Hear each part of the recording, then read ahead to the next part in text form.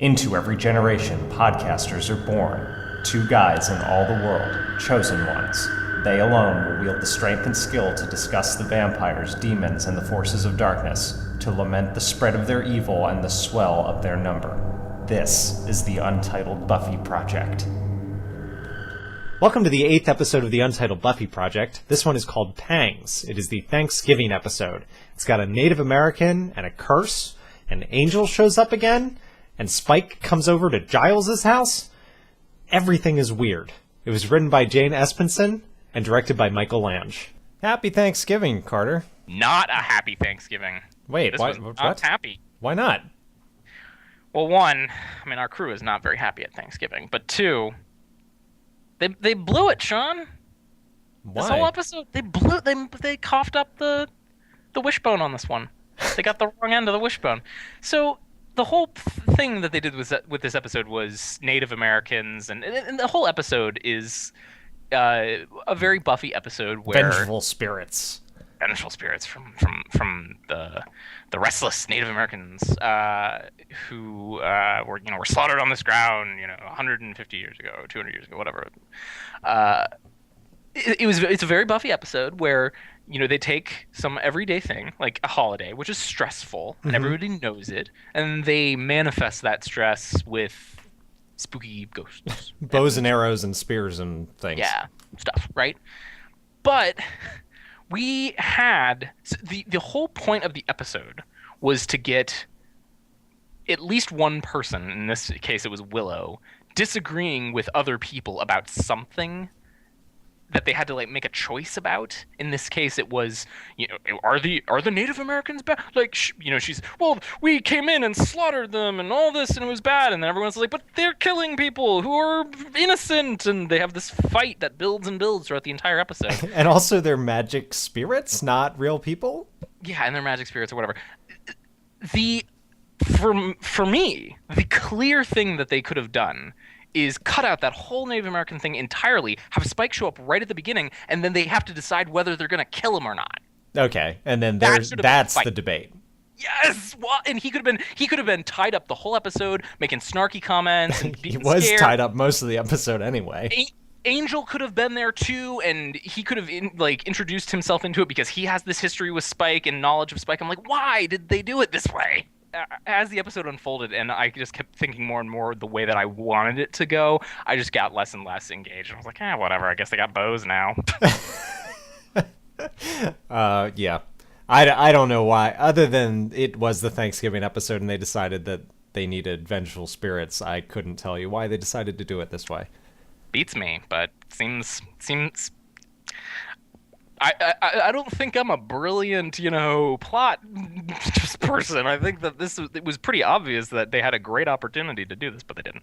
So, the plot of this episode is really pretty simple. It's they're breaking ground at the school for, I think it's the cultural center, right? It's an anthropology building, yeah. An anthropology building. They're so heavy-handed on this that they even say it's an anthropology building.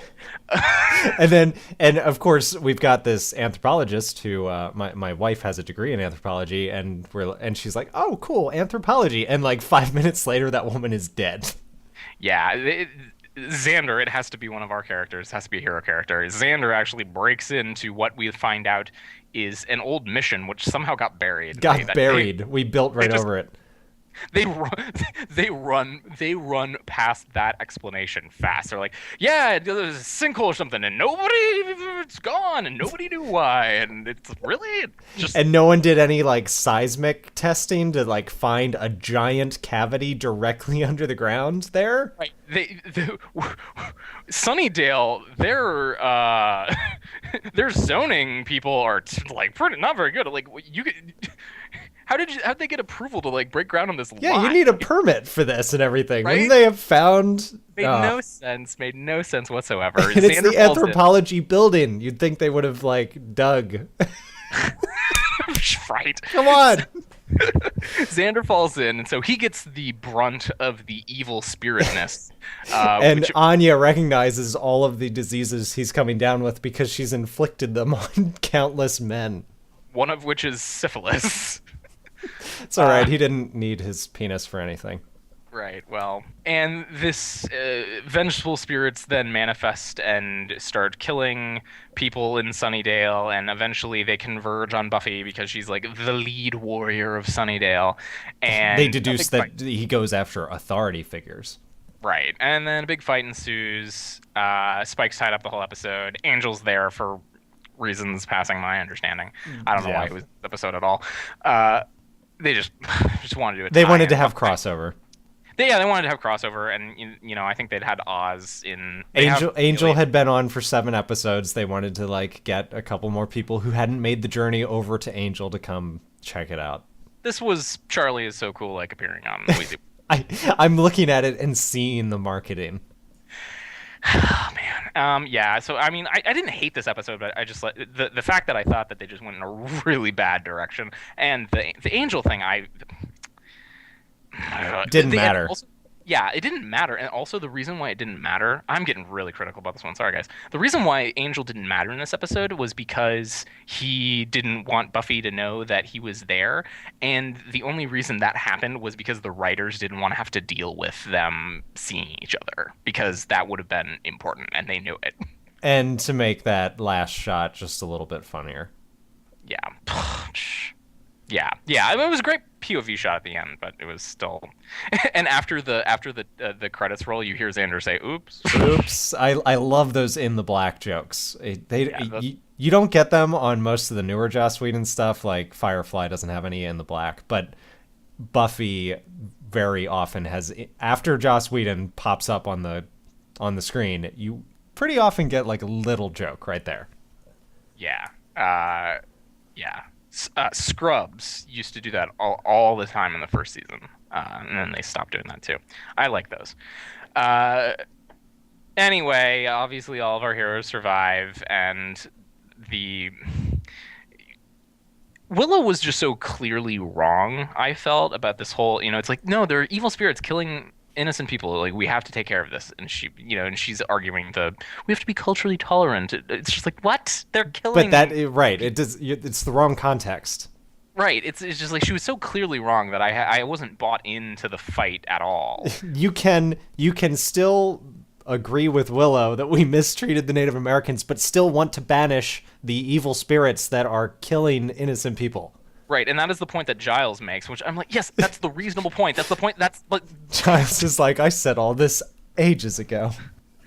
So that's another reason why I just thought, man, they could have had a much more interesting argument over whether or not to kill Spike.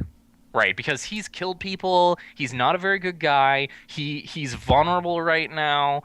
There's just a lot of reasons to do away with him, and he's wanted to kill Buffy for years. She of all of them should have been leading the "we should kill Spike" side of the argument. And anyway, so I wanted to bring up one last thing. They kept calling the thing that they broke into a mission. Yeah. Do the kids who watch the show know the history of that and like what a mission is? Well, I would imagine if you grew up on the West Coast, you might have a better idea. You might be more familiar with California and its history. Well, the only reason not the only reason, but the biggest reason why I knew what the hell a mission was because I played a lot of Caesar 3, city building game from Sierra, and they had barbarian tribes as part of the maps, and you could plop a mission down on the tribal area and basically civilize the natives. Okay. And turn them into productive like laborers and workers. And I'm like, oh yeah, it's just like when I played Caesar 3. And you could brainwash your barbarians. Exactly. So, but I mean, I'm sure I would have gotten it if I hadn't played that, but it's just like that's a very unusual word, I thought. Well, it's too bad that the holiday episode didn't do it for you. It didn't. There was a bear though.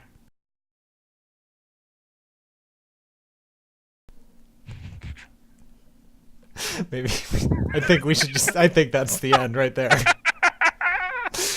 I forgot about the bear, but I was scanning through my notes, and I didn't want to say that you have casinos now line because I thought that was really insensitive. I thought that they did a pretty good job of cutting that bear into the scene without making it look too bad. There was like one shot that it was like, that bear is not close to her at all.